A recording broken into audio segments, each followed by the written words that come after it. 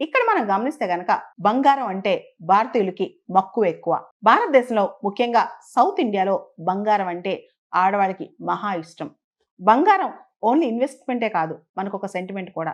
అయితే బంగారం రేట్లు రోజు రోజుకి పెరుగుతున్నాయి. దీంతో చాలామంది సగటున సామాన్యులు అసలు మనం బంగారం కొనగలమా?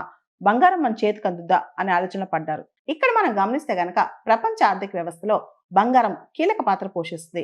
బంగారాన్ని ఒక అనిశ్చితమైన పరిస్థితిలో ఎప్పుడైతే ఎకనామిక్ టర్మాయిల్, టర్బులెన్స్ ఉందో, ఆర్థికంగా కష్ట నష్టాలు జరుగుతుంటాయో, ఆ టైంలో బంగారాన్ని ఒక సేఫ్ బెట్‌గా చూస్తుంటారనమాట. చాలా మంది బంగారాన్ని ఒక నిల్వగా, ఒక ఇన్వెస్ట్‌మెంట్ లాగా కూడా భావిస్తుంటారు. భారతదేశంలో చాలా కుటుంబాలు పొదుపు ఖర్చుల్లో బంగారం చాలా కీలకమైంది. ప్రస్తుతం రూపాయి విలువ కూడా భారీగా పడిపోయింది. డాలర్‌తో పోలిస్తే రూపాయి విలువ 95.75, అంటే ఒక డాలర్ కొనాలంటే రూ. 95.75 చెల్లించాల్సిందే. సో వీటన్నిటి దృష్ట్యా గవర్నమెంట్ బంగారం, వెండిపై సుంకాలు విధించిందనమాట. మరో పక్క 2 రోజుల క్రితం ప్రధాని మోడీ గారు ప్రజలందరినీ ఒక సంవత్సరం పాటు బంగారం కొనటం ఆపేయండి అని చెప్పి హితవు పలికారు. ఆ తర్వాత ఈ మార్పులు రావటం ప్రత్యేకంగా మనం అర్థం చేసుకోవాల్సిన అంశం.